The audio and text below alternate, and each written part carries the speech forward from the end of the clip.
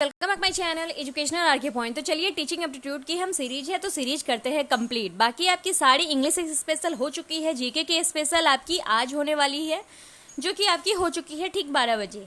Then आप teaching aptitude है और आपकी हिंदी भी पूरी कंप्लीट हो गई है। अगर आपने नहीं देखा है तो उस वीडियो को फटाफट देख लीजिए, रीजनिंग भी आपकी फुल्ली कंप्लीट हो चुकी है। तो इस चैनल में हम आपका स्वागत करते हैं। सबसे पहले नए हो तो प्लीज इस चैनल को सब्सक्राइब कर दीजिए, सोच क्या रहे हो। घंटी वाले छोटे से बेल आइकन को क्लिक कर दो, पुराने हैं तो बस लाइक एंड शेयर कर दो। कक्षा में भौतिक वातावरण को बेहतर बनाने के लिए किस पर महत्व दिया जाना चाहिए? ज्यादा नहीं, हार्डली ये 3 से 4 मिनट की होगी।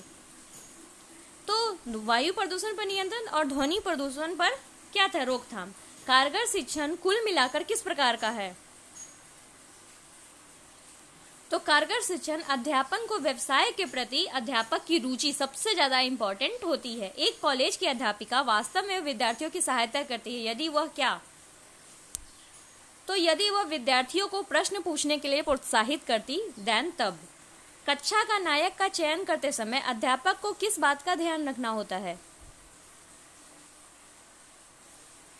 तो छात्रों की अनुशासन के जो छात्र डिसिप्लिन हो, जो डिसिप्लिन मेंटेन करवा सके, इसीलिए उसको मॉनिटर बनाया जा सकता है। भारतीय समाज के परिप्रेक्ष्य में शिक्षण एक चुनौती है या उससे भी अधिक है? क्या है बताइए। तो धर्मांधता एवं विवेकहीनता के कारण क्या है? सुनो, शिक्षण चुनौती से भी अधिक है। चलिए नेक्स्ट क्वेश्चन। छात्रों में वैज्ञानिक दृष्टिकोण से उत्पन्न किया जा सकता है क्या? बताइए।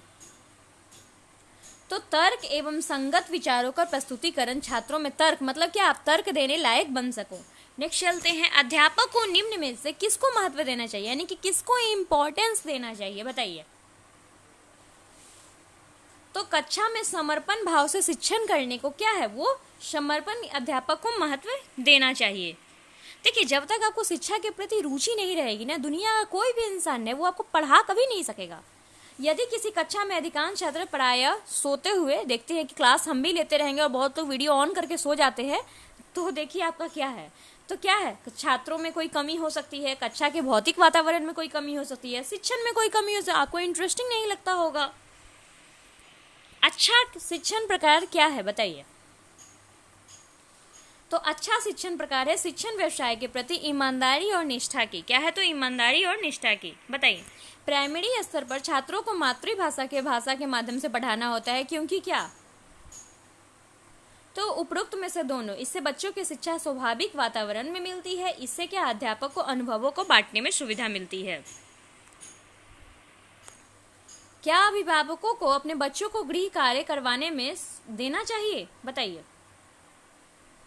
सहयोग देना चाहिए। बताइए।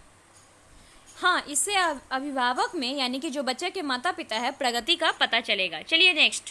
क्या अध्यापक के लिए कोई आचार संहिता होना चाहिए?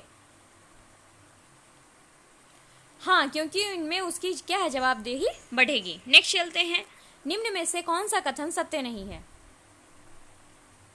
शिक्षक जन्मजात होते हैं, इसकी कोई गारंटी नहीं है। शिक्षक कभी जन्मजात नहीं होते भाई, अब वो भी आपके और हमारी तरह इंसान होते हैं, क्योंकि बीए टीचर आप भी बनने जा रहे हैं। आपने सोचा था ग्रेजुएशन से पहले कि हम टीचर बनेंगे? नहीं ना। हाँ, बहुत लोगों का बचपन से ये सपना होता है, वो बात अलग है। शिक्षा परम धर्म है, क्योंकि क्या? क्योंकि ये सभी, इसे चुरा कोई नहीं सकता। कितना भी कोई कोशिश कर ले, आपसे विद्या कोई आपकी चुरा नहीं सकता, इसे कोई आपसे छीन भी नहीं सकता। और जितना इसे चाहे जितना आप बांटोगे उतना ये बढ़ेगा भी, घटेगा नहीं। स्कूल के बाद खाली समय में अध्यापक को क्या करना चाहिए? बताइए। तो स्व अध्ययन करके अपने आप का विकास करना चाहिए। तो चलिए, ये 20 क्वेश्चन थे। 20 क्वेश्चंस में आपके कितने नंबर आए कमेंट में जरूर लिखें, क्योंकि यही आपका टेस्ट है। अगर आपके 15 से 17 नंबर आते हैं then you are good in teaching aptitude. अगर नहीं आते हैं तो निराश मत होइए, अब जो है सो होगा, पढ़िए, अभी भी समय है।